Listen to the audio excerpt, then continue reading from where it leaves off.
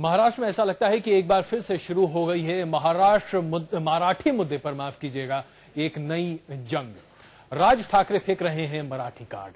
चाचा बाल ठाकरे इस पत्ते को अपने हक में बुलाने के लिए निशाना बना रहे हैं अब अबू आजमी को, और अबू आजमी नहले पे दैला मार रहे हैं। ऐसी खिचड़ी पकी है महाराष्ट्र में कि क्या बताया जाए।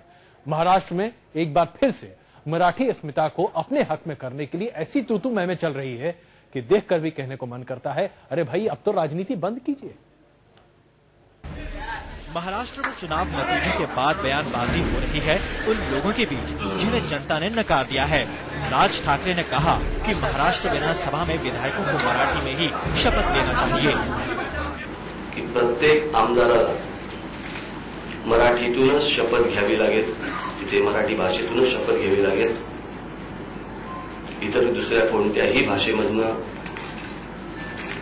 शपथ जर दिली गेली तर माझे आमदार काय करतील हे विधान भवनच बघेल।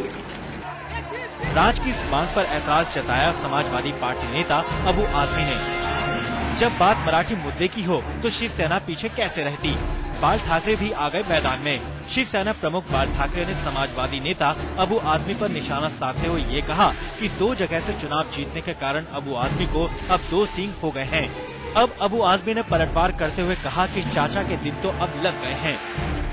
मैं सलाह दूंगा कि चाचा, आपका आखिरी वक्त आ गया है, आपकी इतनी उम्र हो गई है, ऐसी बानी बोलिए कि मन का आपा खोए, और उनको शीतल करे और आप हूं शीतल होए।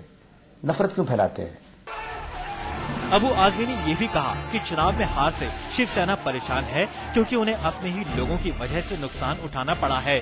बयानबाजी की इस लड़ाई में शिवसेना ने अबू आजमी को औकात में रहने की हिदायत दे डाली। अबू आजमी का अफजल खान है, इस प्रकार की भाषा सिर्फ अफजल खान ही कर सकता है, और उस अफजल खान का छत्रपति शिवाजी महाराज ने क्या किया, ये जाके अबू आजमी ने उसका इतिहास देखना चाहिए। वापस मैं कहता हूँ अबू आजमी को अपने औकात में रहे। दरअसल बीएमसी चुनाव करीब हैं, इसलिए एक बार फिर सारे खिलाड़ी उतर गए हैं मैदान में। जाहिर है आने वाले दिनों में ये तू-तू मैं और बढ़ेगी।